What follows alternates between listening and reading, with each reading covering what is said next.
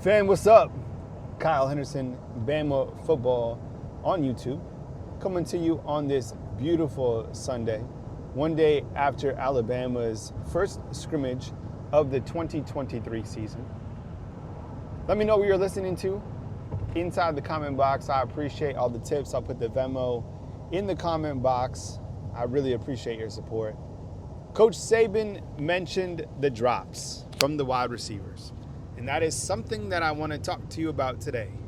Because I think, as Coach Saban said, when you're a wide receiver, your job is to catch the ball. Last year, I have never seen as many dropped passes from an Alabama receiving unit as I did during 2022. It's not acceptable. That's not the standard.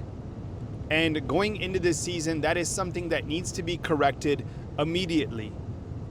There is too much talent at that wide receiving position for there to be these type of drops.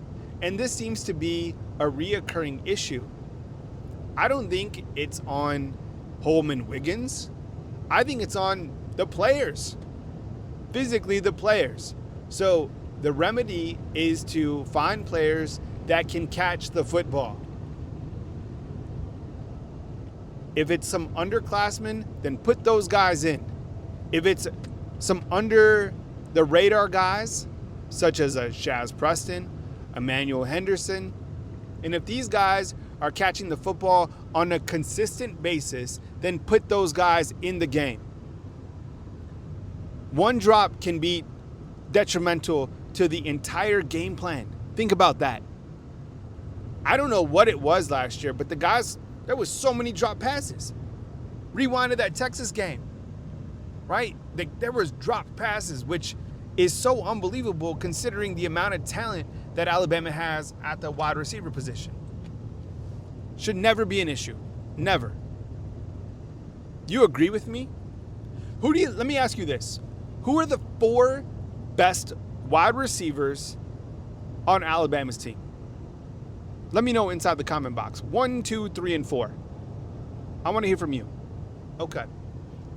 With that said, let's switch gears and talk about Amari Niblack, who was a tight end who had a wonderful scrimmage on Saturday. Amari Niblack is a tight end that is very versatile. You can split him out. And what that means is he doesn't have to necessarily be a tight end with his hand down in the dirt. You can split him out because he is versatile enough to create mismatches on the outside against defenders as a wide receiver because of his height, his speed, and the overall balance that he has as a wide receiver / tight end. This is very good news. We have been talking about the fact that Alabama needs some sort of playmaking tight end to be added to the game plan. And what is exciting about this is the fact that Tommy Rees has been known to work very well with the tight ends as part of his game plan. So yes, it is Alabama's game plan, but when Tommy Rees comes in and adds his element, his wrinkle to the system, utilizing this tight end room is going to be something that we continue to monitor. And it's exciting, to be honest, because you look at the tight end room, Amari Niblack, as we mentioned, is starting to turn heads. It's a great time to do that, Amari. You also have C.J. Dupree, transferred in from Maryland. You have Robbie Oots. And those three tight ends right there, they're all different. Robbie Oots is a blocking tight end, an H-back. But it is nice when he does catch the football, I'm telling you. Try taking down a 260-pound tight end. Not easy to do. You also have Danny Lewis, very physical tight end, and I think he's more balanced as well. And then you have Miles Ketzelman, probably more balanced as well. So that's your tight end room at a glance. And I bring that up because Tommy Rees is known for working with those tight ends. Maybe those guys can be the ones catching the football. You saw Danny Lewis making the one-handed grab. Maybe it's Time to start utilizing the tight ends a little bit more. Because somebody needs to catch the football. I don't think there's an issue at the running back position at all. I think this is one of the most healthy, top to bottom units at running back that Alabama's had in quite some time. This is a loaded room, 100%. Jace can get the job done. Roydell can get the job done. Jam Miller on Saturday, being back from a thigh bruise, he turned heads. Heard it was an 80-plus yard touchdown run that he ripped off. He's big. He's imposing. We've talked about him before. I get it. We're super excited to see Justice Haynes and Richard Young contribute as freshmen. Those guys will contribute, especially Justice Haynes, 100%. But for Jam Miller to get some notoriety right now and for him to do his thing this past Saturday only tells us how deep that running back room is.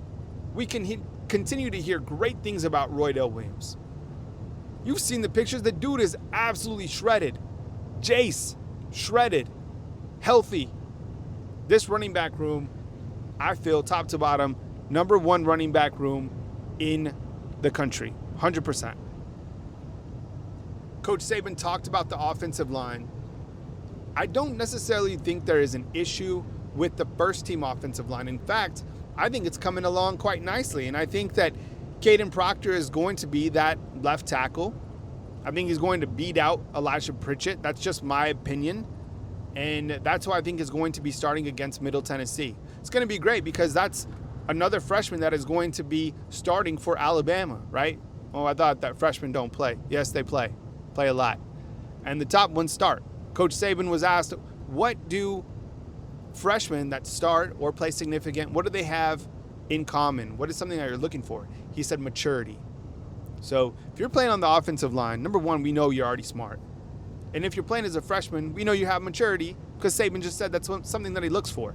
Same thing with Caleb Downs, same thing with Justice Haynes. And I would assume that Coach Saban's starting to see that from some of those outside linebackers like Keon Keeley and Yanzi Pierre. He was just asked about those guys, and he said, look, they just got here. They were summer enrollees, so they got a ways to go, but they are progressing nicely.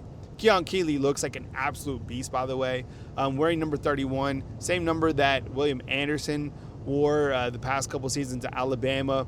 6'5", 242 pounds, moves very well. I cannot wait to see this young man get onto the field. I think Keon Keeley is certainly going to be more than just a 5-star hype kid. Same thing with Yanzi. I want to see a little bit more footage on Yanzi, but from what I've seen from Keon Keeley, I mean, it's unbelievable, to be honest. I mean, this guy has what it takes to play at a very high level. Eventually, he's going to be playing on Sundays, but first, you got to get him on the field on Saturdays, playing behind Chris Broswell and Dallas Turner.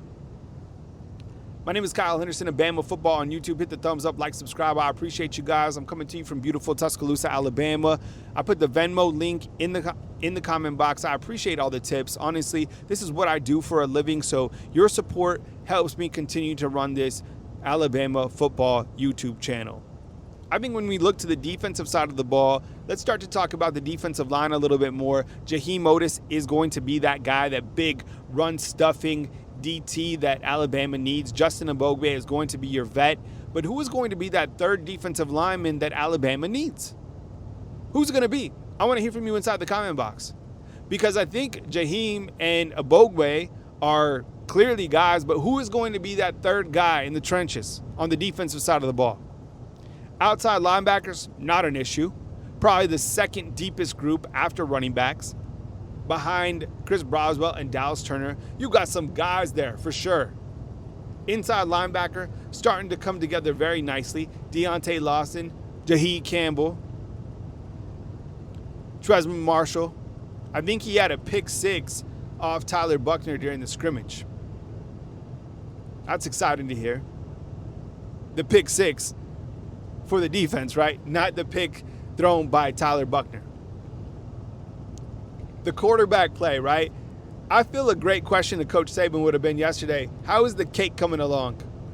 You have a little bit of a better opportunity to see the consistency of that cake now that you've opened up the oven a little bit. Being about the quarterbacks, he keeps referring the quarterback situation to baking a cake. If you're new and you're listening, go back and watch a couple other Saban videos. He explains that this process of finding the quarterback is when he was young. He would always ask his grandma, when is the cake going to be ready inside the oven? And she would say, wait, when the cake is ready, it'll be ready. Are we getting to a complete cake? I don't know. Probably a little bit closer, clearly, because the season's just around the corner. But Jalen Milroe, from what I understand, led the team down on a touchdown drive. I've seen more zip on the balls.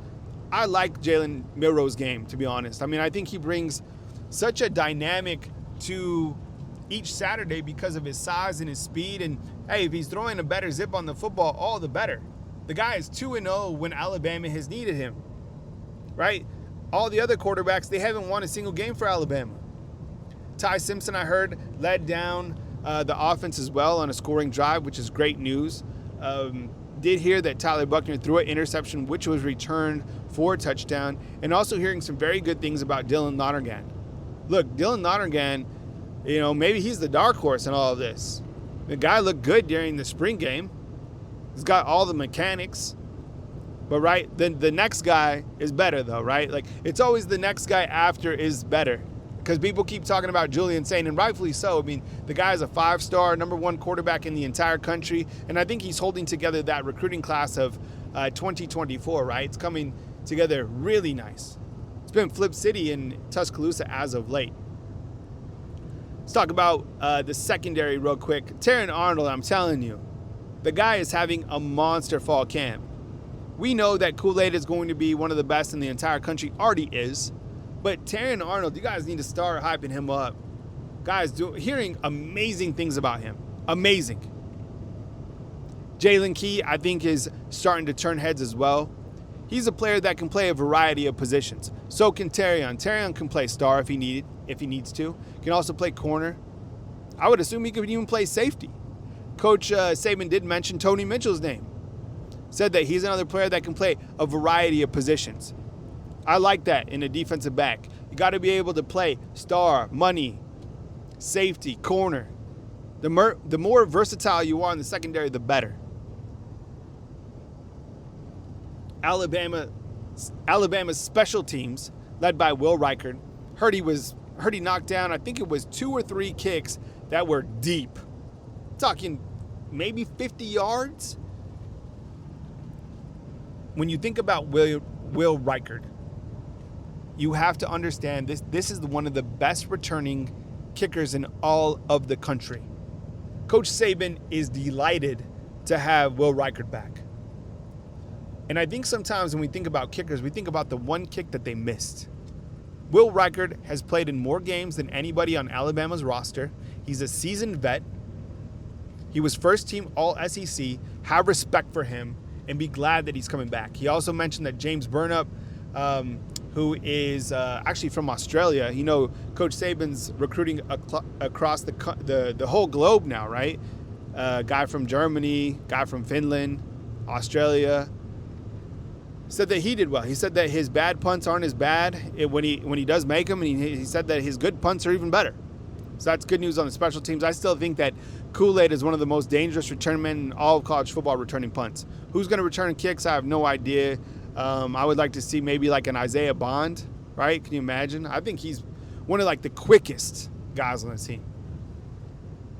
My name is Kyle Henderson of Bama Football on YouTube. Hit the thumbs up, like, subscribe. I appreciate you guys sticking with me during fall camp. I appreciate all the support. I put the Venmo link inside the comment box. Once again, thank you very much for your support. I'm coming to you from beautiful Tuscaloosa, Alabama. Until next time, like, subscribe, and we'll catch you on the next video.